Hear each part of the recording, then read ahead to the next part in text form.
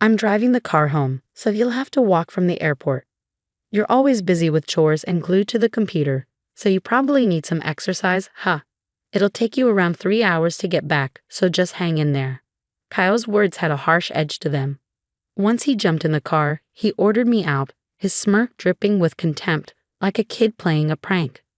Kyle was clearly enjoying himself. Faced with his sarcasm, I managed a weak smile and retorted, "It won't take 3 hours, will it? You're sending me back home, right? What's with the drama? Who said anything about 3 hours? It's just a 9-minute walk to my new place." Kyle laughed heartily, clearly not buying my story. His laughter filled the car, mocking me, yet also revealing his doubt. There were all sorts of people around us. Businessmen in suits, families, elderly couples, young women, each with their own agenda.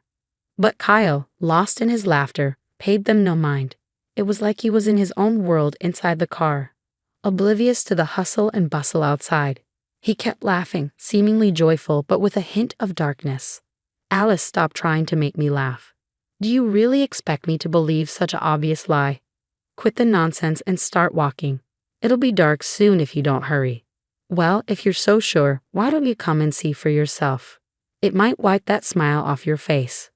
But honestly, whether you believe me or not, it doesn't bother me at all. Fine. If you're that confident, prove it. But remember, there'll be consequences if you're lying, I challenged. Kyle's irritation was evident as his face twisted in annoyance, his brows furrowing. Kyle's irritation boiled over, his voice booming in the car, drawing surprised looks from those around us. Instead of feeling intimidated, I nearly burst into laughter, knowing Kyle was about to face his own nightmare. With renewed determination, I set off towards my new home. 9 minutes later, Kyle and I stood before an ordinary 12-story apartment building, 3 years old, with a view of departing planes. Kyle seemed taken aback by the building, but quickly masked his surprise with nonchalance. Alice, just admit it. You're lying about moving, aren't you? Stop before you get in trouble for trespassing. Stop fussing and come inside, I replied, though Kyle remained skeptical, following me with a dismissive grunt. Yet, as we rode the elevator to the 5th floor, I sensed unease in his eyes and tension around his mouth. His profile hinted at hidden concerns. Upon reaching the 5th floor and unlocking the apartment door, Kyle's facade crumbled. Anxiety gripped him, and he struggled to maintain confidence, which only made his fear more apparent. As the door swung open, Kyle began to tremble uncontrollably, his face a mixture of shock and fear. I couldn't contain my satisfaction seeing Kyle's reaction. It seemed like he was finally facing reality. "Why are my parents here?" Kyle exclaimed as we faced my angry in-laws. Their red faces hinted at the seriousness of the situation. "You were supposed to be on a trip today. Why are you here, Kyle?" "We set up a fake plan to catch you. We're siding with Alice." Despite their explanation, Kyle looked utterly bewildered. "Why go to all this trouble? Why punish me like this?" Kyle must have been flooded with questions. Sitting cautiously in front of his parents, he sought clarification, but confusion still clouded his expression. "Can someone explain clearly? I don't understand this ambush and punishment." "Stop lying, Kyle. We saw everything. How you left Alice at the airport to walk home." My father-in-law interjected, showing Kyle his smartphone screen. Kyle's eyes widened, sweat beading on his forehead within seconds. The screen showed our exchange at the airport, capturing the moment vividly. Kyle's mocking and loud voice echoed through the video. His expression shifted drastically as he watched, mouth tight, eyes avoiding the screen, realization dawning. Kyle trembled visibly, sweat glistening on his skin. My father-in-law quietly pocketed his phone, his gaze heavy with anger and disappointment. Tension filled the room. "I can't believe Dad recorded this. When did you even film it?" Kyle stammered, his voice strained. "It was at the airport earlier. We'd been watching all along while you were in the car." My father-in-law replied calmly. At the airport, amidst the bustling crowd, Kyle's parents and I had strategically placed ourselves to witness the events firsthand. Kyle had walked straight into my trap, unaware. His parents observed him silently, the room heavy with anticipation. Finally, my mother-in-law broke the silence. "Kyle, we're shocked. How could you leave your spouse stranded at the airport like that?" It was just a heated argument. I didn't mean any harm," Kyle mumbled, his voice trailing off. "It's true, Abandoning the woman you love isn't right. Kyle, why are you laughing? Is this a joke? Kyle's father interrupted, his mother's glare intensifying. In that moment, Kyle froze, his face draining of color, like a deer caught in headlights. The room filled with a heavy, tense silence. Sensing the disappointment more than anger in his parents' expressions, I realized they held high expectations for Kyle. He had always been responsible and dedicated, facing challenges head-on. Everyone admired his character and expected great things from him. Yet beneath that facade was the reality of how he treated me, his wife. The revelation that their beloved son had mistreated his spouse was difficult for them to comprehend. Feeling their emotions, I knew it was time to reveal the truth to Kyle. Despite his father's stern gaze and his mother's subdued anger, I began to speak. Kyle, I've been struggling for a while now. Just 6 months into our marriage, you changed. You were always away on business trips, neglecting us. Then the bullying started, and I couldn't understand why until I discovered the truth. You've been having an affair. I've told your parents not only about the bullying but also about the affair. At the mention of the affair, Kyle's shocked silence shattered, his gaze piercing through me, almost causing me to falter. But Kyle's parents stepped in. Hold on, Kyle. I'll admit to the bullying. I may have gone too far at times. I didn't realize it then, but if it hurt you, Alice, I'm sorry. However, I haven't cheated. You should have evidence before making such serious accusations. I don't have evidence right now, but it's clear you're cheating, just like your father said. Denying it won't make it go away. Wouldn't it be better to come clean now and prevent more pain? What? Accusing me without proof?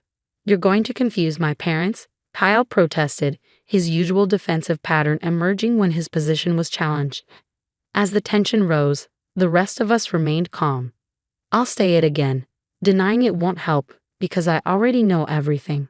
I may not have proof now, but there's a witness. I'll call her here. Just wait. After the call, the intercom buzzed, and within 3 minutes, as the person entered, Kyle froze as if time had stopped. She's the witness. Her name is Karen. But Kyle, you probably recognize her, right? She's your affair partner. Karen has seen your true colors. She was at the airport with your parents. Wait, Karen? Why is she here? I didn't know about this, Kyle exclaimed. Through my investigation, I had discovered Kyle's affair with Karen, an employee from a client company. I had secretly contacted Karen, and our conversation revealed that Kyle had kept his marital status hidden from her during their relationship. Karen believed they were serious, and she was deeply shocked to learn of Kyle's deception. Naturally, Karen couldn't stomach Kyle's lies, so I arranged for her to be at the airport to confront him.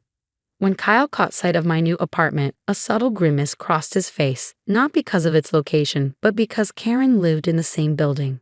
Kyle probably never imagined I'd be in touch with Karen, which explained his feeble attempt to appear confident. However, his facade crumbled under scrutiny. In fact, my move to this apartment was calculated to bring me closer to Karen. Kyle, even my picking you up from the airport today was part of the plan to expose your true self. While I may not have physical evidence, Karen herself has confessed to the affair. I informed Kyle, a mixture of scorn and disdain coloring my words as I revealed the truth to my unsuspecting husband who had underestimated me. Kyle ended up revealing his true colors all on his own. He probably thought I was just a stay-at-home wife with a computer hobby, assuming his affair would never come to light. It's almost pathetic, really, how I didn't see through it until after we were married, blinded by the idea of a perfect marriage. But now, the truth is crystal clear. Kyle has done something unforgivable. He deceived me, his parents, and Karen, and even when confronted, he tried to deny it all. All Kyle can do now is own up to his mistakes and apologize as soon as possible. There's no way out of this. Denying it will only make things worse for him.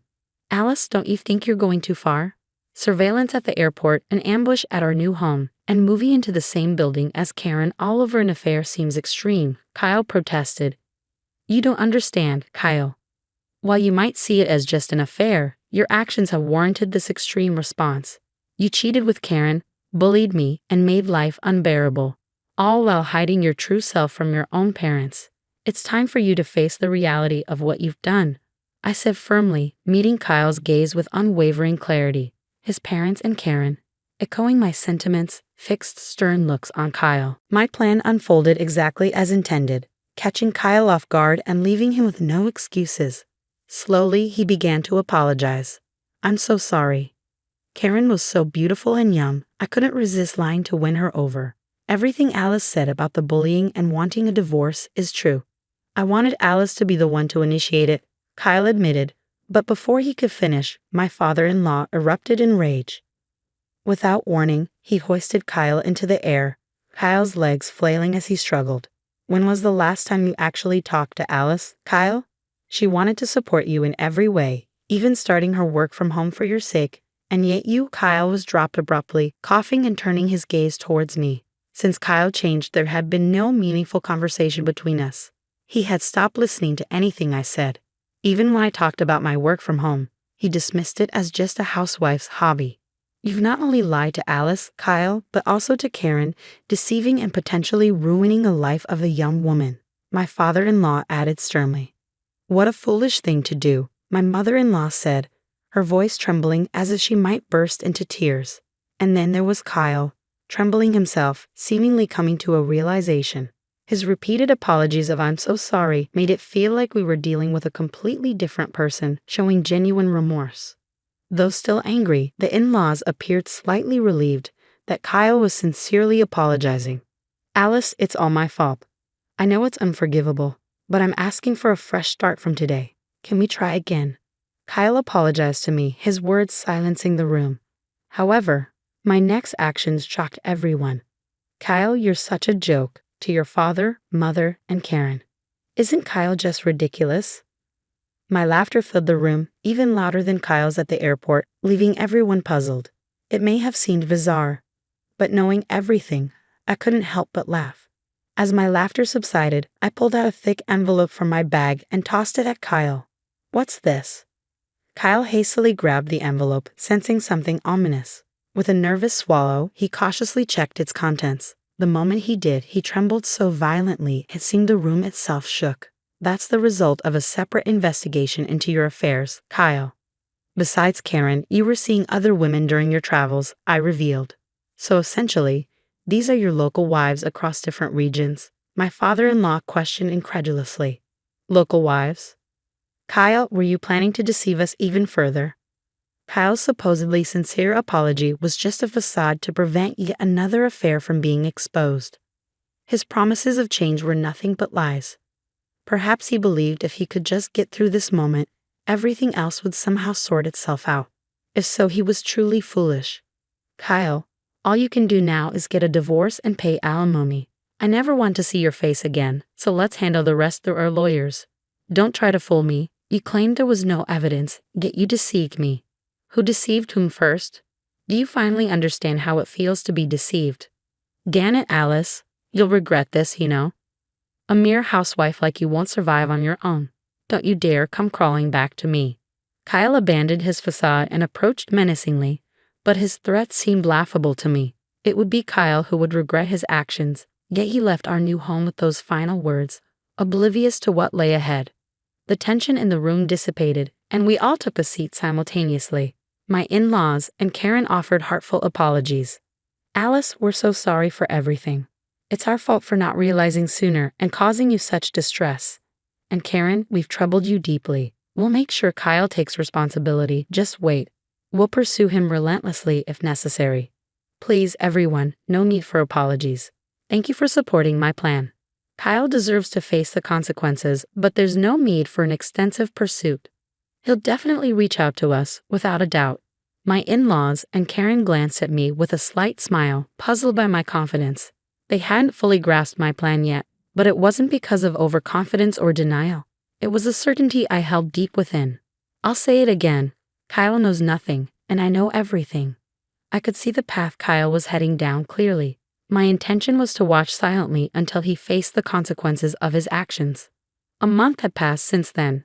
I sat at my computer in our new home, the gentle breeze outside rustling the trees. The serene silence was interrupted by my phone vibrating. The 100th missed call, all from my ex-husband. Taking a deep breath, I answered. As I held the smartphone to my ear, I could hear my ex-husband's voice, a mix of surprise, anxiety, and a glimmer of hope. Finally, you pick up. Why are you ignoring me when I'm in such trouble? Oh, you're in trouble, huh? What happened? I was deceived. One of these local wives turned out to be a scam artist. She took all my money, and now I'm being chased by some scary guys. It's really bad. That sounds tough. Good luck with that. Hey, don't hang up, please. I'm begging you. Just a little help. I've got no money, can't go home. I'm done for without you. Who said, don't come to me with regrets, never come crying back? I knew everything, including the fact you were being deceived, but I chose not to say anything. I thought it was pointless to tell you anything he wouldn't understand without experiencing the consequences firsthand. His voice faded from the call. Perhaps now, Kyle regretted his actions, but I refused to assist him. People like him couldn't grasp others' pain without facing it themselves. You only think of yourself. That's why you're in this situation. I have work to do, so don't call me again. What work? It's just your hobby. I didn't want to have to say this, but my annual income surpasses yours, Kyle. I found success as a web novelist along with my blog, YouTube channel, and more. I can manage just fine on my own. What? You earn more than me. Wait, can you lend me a little money then? My ex-husband rambled, but I hung up and promptly blocked his number. His selfishness left me sighing deeply until the end. Later, I learned from my in-laws about his situation. Realizing he couldn't rely on me, he turned to them for help. However, they were already aware of his predicament and were furious once again. Despite their anger, he continued making excuses, resulting in his parents disarming him. With nowhere to turn, he fled, changing jobs and relocating. However, it seemed the threatening men pursued him to his new location. He even sought refuge near his parents' home at one point, sending messages of regret and reflection. But it was too late. His actions had consequences, and he bore the weight of that truth.